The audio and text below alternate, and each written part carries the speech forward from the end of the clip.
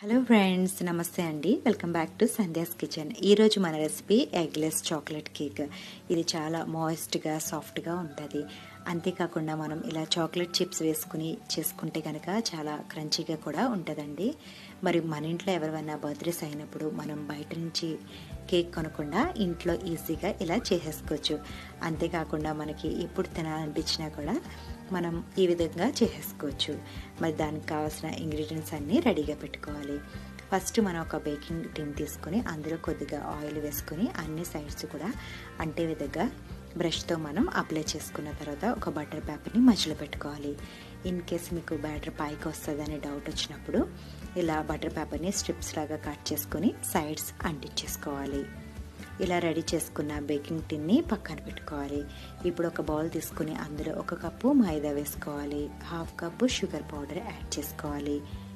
Cocoa powder ఇక్కడ నేను Cadbury use చేస్తానండి, అది 1/3 కప్ వేసుకోవాలి.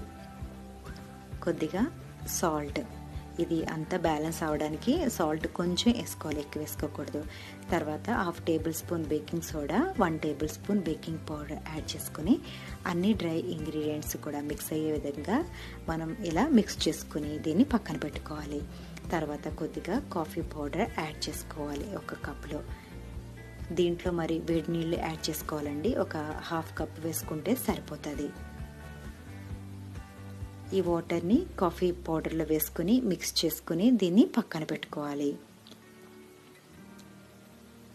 ఇప్పుడు ముందే మనం రెడీ చేసుకున్న డ్రై ఇంగ్రీడియంట్స్లో లిక్విడ్ అన్నీ వేసుకోవాలి. 1/2 కప్ కర్డ్ వేసుకోవాలి, 1/3 కప్ మిల్క్, 1/4 కప్ ఆయిల్, ఫైనల్గా మనం కాఫీ లిక్విడ్ కూడా వేసేసుకోవాలి. తర్వాత ఇందులో కొద్దిగా నిమ్మరసం కూడా వేసుకోవాలండి, 1 టేబుల్ స్పూన్ వేసుకుంటే సరిపోతుంది. ఇలా దీన్ని కూడా మనం పిండుకున్న తర్వాత అన్ని ఇంగ్రీడియంట్స్ కూడా మంచిగా కలిసే విధంగా మనం మిక్స్ చేసుకోవాలి. మరి ఎక్కడ ఉండలు లేకుండా జాగ్రత్తగా మంచిగా కలుపుకోవాలి.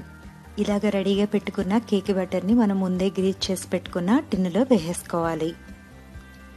ఇక్కడ మనం స్టవ్ మీద చేస్తున్నామండి. ఒక గిన్నె తీసుకుని అందులో కొద్దిగా శాండ్ వేసుకోవాలి. లోపల ఒక స్టాండ్ పెట్టుకుని మనం దీన్ని ప్రీహీట్ చేసుకోవాలి. ఒక 15 మినిట్స్ వరకు చేసుకోవాలి. మరి ఇన్ కేస్ మీరు అవెన్లో చేస్తే కనుక 170 డిగ్రీస్ దగ్గర ప్రీహీట్ చేసి 45 మినిట్స్ కుక్ చేయాలి. దీన్ని 15 మినిట్స్ అయిపోయిన తర్వాత మన బేకింగ్ టిన్ పెట్టేసి క్లోజ్ చేసి ఒక 40 లేదా 45 మినిట్స్ వరకు దీన్ని బేక్ చేసుకోవాలి. మనకి 40 మినిట్స్ అయిపోయిన తర్వాత ఒకసారి మనం కేక్ ఓపెన్ చేసి చూడాలి. ఇన్ కేస్ మనం చాకుని ఇన్సర్ట్ చేసినప్పుడు అది క్లియర్గా వచ్చేస్తే కనుక మనకి కేక్ రెడీ అయిపోయినట్టండి. అప్పుడు మనం శాండ్ నుంచి రిమూవ్ చేసి బయట పెట్టుకోవాలి. ఇది కంప్లీట్గా చల్లగా అయిపోయిన తర్వాత అన్ని సైడ్స్ కూడా చాకుతో ఇలా స్క్రాచ్ చేసి రిమూవ్ చేసేసుకోవాలి.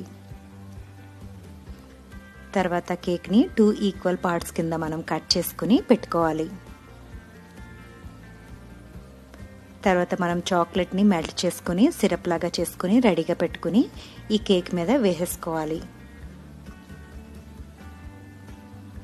తర్వాత ఒక స్పాటులాతో ఈవెన్గా అంతా స్ప్రెడ్ చేసుకుని ఇలా మధ్యలో మనం చాక్లెట్ చిప్స్ వేసుకుంటే కనుక మధ్యలో మనకి చాలా క్రంచీగా ఉంటుంది. తర్వాత మిగిలిన హాఫ్ కూడా పెట్టేసుకోవాలి. దీనిపైన మళ్ళీ చాక్లెట్ సిరప్తో స్ప్రెడ్ చేసేసుకోవాలి.